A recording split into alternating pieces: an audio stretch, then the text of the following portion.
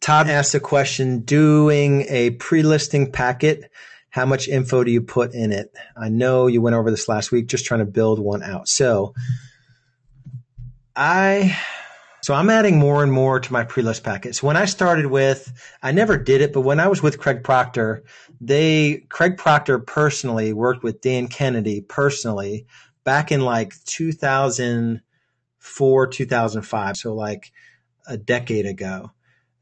It was before I was with them, but they worked on this thing and they called it the bomb, the listing bomb. So some people used it to deliver to expireds or FSBOs, but more so people used it once you set a listing appointment, you delivered this thing. They actually I saw one, but they were so expensive that nobody did get them.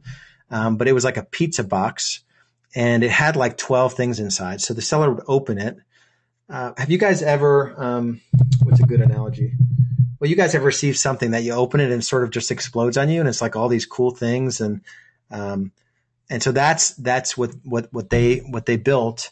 And that's what I firmly believe, that the more quality content you can get the seller to consume before you end up at the property, for a listing appointment, especially if you're not the guy or gal going on the appointment, the better. So this Lars Group resume is a total ripoff of Tim Hiles, that leverage lead gen event. He showed this and he gave us access to it. So I gave it to Danny.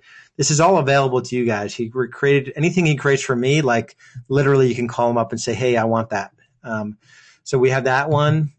We do this sort of mock article as well. We do the max payoff guide. And this is something I use with Kinder Reese that I just never stopped using because this works and it just works consistently. I think we send out like our flow chart of how we work listings and the team involved. Then we did the 151 step. So we list out all 151 steps and we do a pricing guide. And these are all saddle stitch, like really nice, printed by Gotprint. Danny prints them all direct to us. So there's one. We do, pre-list cover letter. There's 1, 2, 3, 4, 5, currently six pieces in our pre-list packet. And I just added 2 more pieces. So on our radio endorsements, and I'm going to add one for Barbara Corcoran. So there's 3 inserts about the words that our endorsements say about us. So I think the more the better, because you're going to show off and be like, what the hell is this?